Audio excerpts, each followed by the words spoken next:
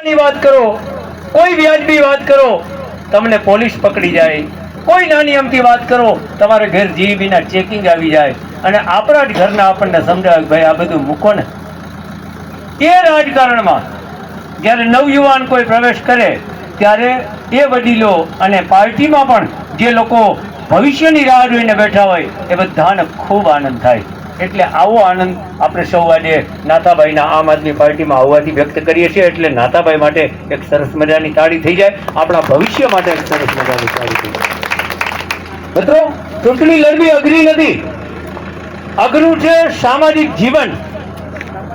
મારે તમારી સાથે વાત કરવી કે નહીં એ હું નક્કી કરું, એને બદલે જો કોઈ બીજા નક્કી કરતા હોય તો એ સામાજિક જીવન ઉપર સૌથી મોટું ગ્રહણ છે. અને આ ગ્રહણની વચ્ચે આપણે જયારે 30 વર્ષથી પીડાયા છે ત્યારે આપણા સંબંધો પણ આમાં દાવ ઉપર લાગી ગયા છે.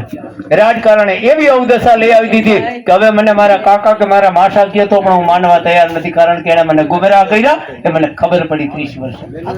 એટલે આ સામાજિક જીવનને અને રાજકારણને બેયને જે અલગ રાખવાના હતા, જે ભારતીય જનતા પાર્ટીએ એક કરી દીધા, એની સામેની આપણી આ લડાઈ છે. ત્યારે લડાઈ બહુ સારી રીતે આપણે લડી શકીએ એમ છીએ, બસ યુવાનોનો સાથ જોઈએ છે. અને નાથાભાઈ જેવા યુવાનો આપણી સાથે જોડાતા હોય તો આપણે એ તરફ આગળ વધી ગયા છે, માનીને ચાલજો. મિત્રો, અહીંયાથી નિલેશભાઈ એની સાથે બાકીના 3-4 લોકો આ બધા ચૂંટણી લડવાના છે.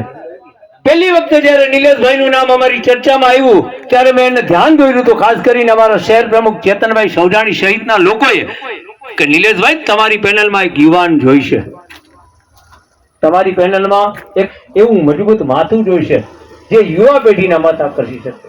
મહિલાઓ તો અનામત છે, 2 મહિલાઓ હોવાની જ છે કોઈ પણ વોર્ડમાં, 13 વોર્ડ છે, 26 બહેનો છે જ. પણ આમ આદમી પાર્ટી જે રાજનીતિ કરી રહી છે, આ રાજનીતિમાં યુવાન, શિક્ષણ અને મહિલા આ 3 અમારા કેન્દ્રમાં છે. સુરત મહાનગરપાલિકામાં બદનસીબ કહી શકાય કે જ્યાં 122 સીટો આવે છે એમાંથી અમને માત્ર 54 સીટ મળી, એટલે વિરોધ પક્ષમાં બેસવાનું થયું. પણ આનંદ એ વાતનો અમે લઈ લઈએ છીએ કે વિરોધ પક્ષના નેતા તરીકે અમારા બેન છે અલ્પાબેન કરીને, અને એ 7 કરોડ રૂપિયાની પોતાના વોર્ડમાં શાળા પાછળ સરકારની ગ્રાન્ટ ખર્ચ કરાવે છે. આપણી શાળા ક્યાં?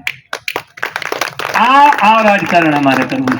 અમારે આ રાજકારણ નથી કરવું કે નિલેશભાઈ જોડાઈ જાય એટલે એની સાથે ભૂપાભાઈ બાંધે ને ભૂપાભાઈ જોડાઈ જાય તો એની સાથે ભાર્ગવ ધમકી આપે. અમારે આ રાજકારણ નથી કરવું.